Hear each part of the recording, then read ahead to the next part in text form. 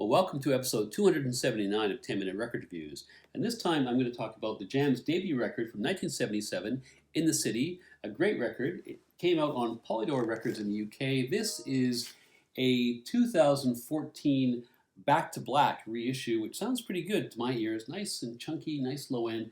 Made, you can see that, in the Czech Republic, apparently. In terms of what to expect, well, the Jam are one of those quintessentially English bands, part of a collection of punk and particularly post-punk bands like XTC and the Smiths and others that were massive in the UK but barely made a dent in the States. Their musical influences were quite distinct from those of their contemporaries. What they shared with the punks was energy. They had huge sound from a trio. They kind of had that punk ethos, at least originally, of exuberance over virtuosity. They lasted just 5 years in the center of the public eye, but they were arguably the hottest band in the UK when Paul Weller, the driving force singer and songwriter, decides to call it quits and leave the band all of a sudden in October 1982. This is from the beginning of their run in 1977, the very beginnings of greatness. To begin talking about the Jam, you kind of have to begin talking about Paul Weller, who's born in Woking, which is in Surrey, which is, for those who aren't familiar with the geography of London, kind of in the wider commuter belt around the capital city.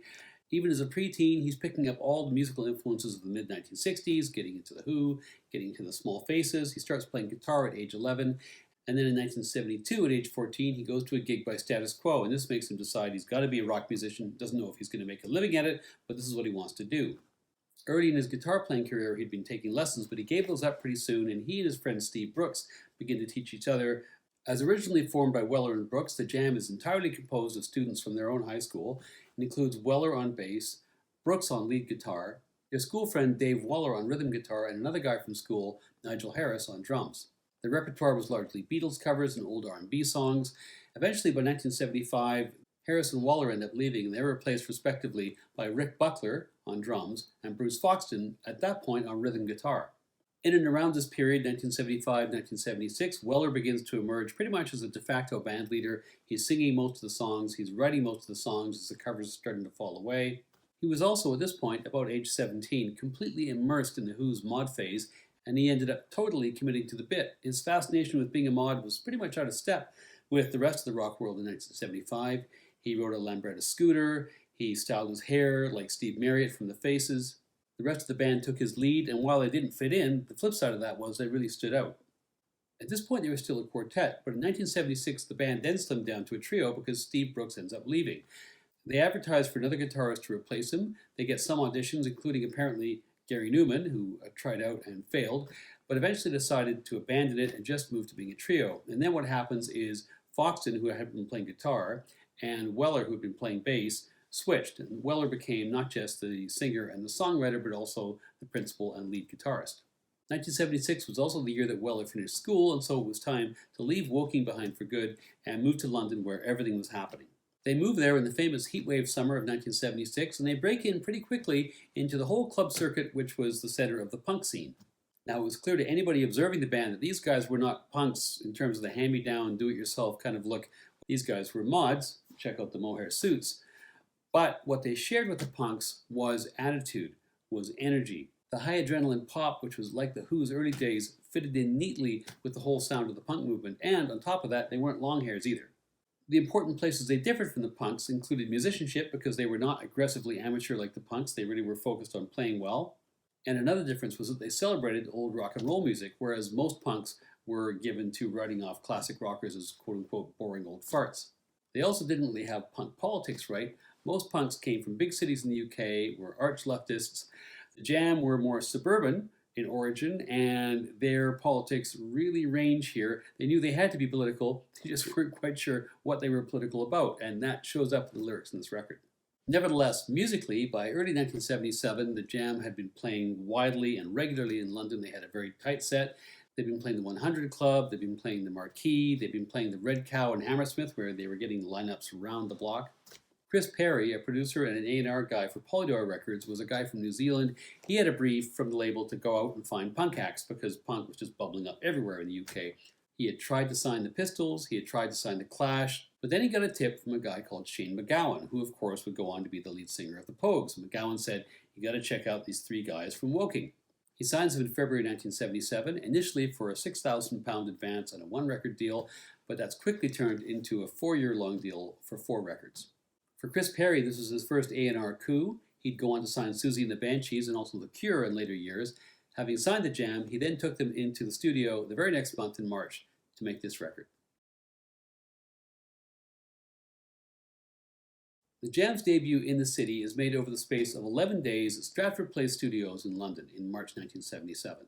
It's co-produced by Chris Perry, but also by Vic Smith. In addition to co-producing, Smith was also the engineer, and he didn't exactly have a lot of punk cred, but he did have the advantage of being a pro and having the technical know-how of a studio. He also was willing to step in with this novice band and do all the things which were necessary to help them get their sound, including being their guitar tech at various points. The record, like a lot of debut records, is basically their set list, and Smith excels at getting the raw, meaty kind of sound that they were well known for and loved for in the clubs at this point. The single, In the City, goes to number 20. The album goes to number 40, which is pretty darn good for a debut record. And that level of success basically makes the Jam, at least in the eyes of the press, standard bearers for the punk movement, along with a number of others.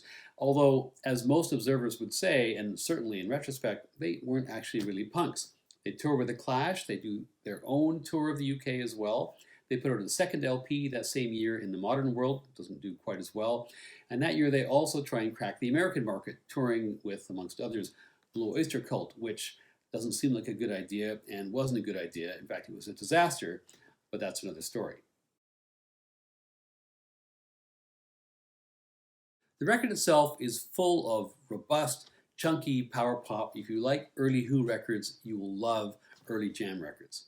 It starts off with Art School, which is kind of a tongue-in-cheek poke at bourgeois rebels. Next is I've Changed My Address, which is a great track with that time-honored theme of ducking out in a relationship just before it gets serious.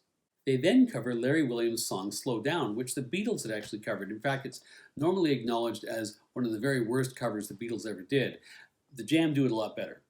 That's followed by I Got By in Time and Away from the Numbers, two pretty darn good sort of Paul Weller early youthful alienation songs. Again, he's still kind of finding his feet lyrically at this stage. And then the close side one, the Batman theme, which was kind of a nod to the whole mod world. The Who did it, so this is effectively a Who cover. It's also a 12-bar blues, effectively, which kicks. This is a great version. Side 2 starts with the hit single In the City, which is just a great riff and 2 minutes and 19 seconds of pure power pop bliss. Sounds from the Street is one of those quintessentially English songs I was talking about earlier. Again, all about the grittiness of the UK rock scene and I guess its inherent superiority to the laid-back California scene. Non-Stop Dancing is awesome, and it is, in fact, a dance track. This actually, and a lot of these songs, you could say this about too, could have been a girl group track or just a straight-ahead R&B track from the 1960s. Now we come to the track Time for Truth, which if this record does have a controversial song, is that song. It led to them being labeled as Tories for a while because it has some references to the loss of the British Empire and seeming to blame that on the current Labour government. But the track also has a bunch of critical references to police brutality regarding the death in custody of a guy called Little Towers, which was a bit of a cause célèbre on the left at the time in the mid-1970s. So this is kind of an example of what is a general theme of this record, which is kind of like if you asked an AI program to generate political lyrics for pop songs, this is kind of what it would spit out. It's political, but it's not coherent. The record closes, first of all, with the Paul Weller composition, Taken My Love, which is essentially a Chuck Berry knockoff, and a very good one.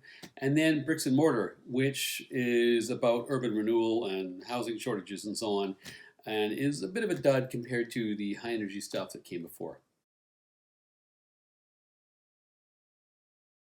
If you felt like being critical, you could say that this record is a bit samey in terms of the feel of the songs, not a lot of variety there, that there's some politically incoherent social analysis, and that there are 1 or 2 songs which don't really reach the general standard, which is quite high in this record. But I don't want to be that critical because this record really rocks, and if you like the energy that The Who had on their early records, as I mentioned earlier, you're absolutely going to love this record. It is a classic piece of punk-era pop, which I think has aged increasingly well. It's not a perfect record, and the band would soon stumble before going on to even greater heights, but it's a pretty good debut, and it's a great place to start when collecting records by this band. And for me, it's 4 out of 5 stars.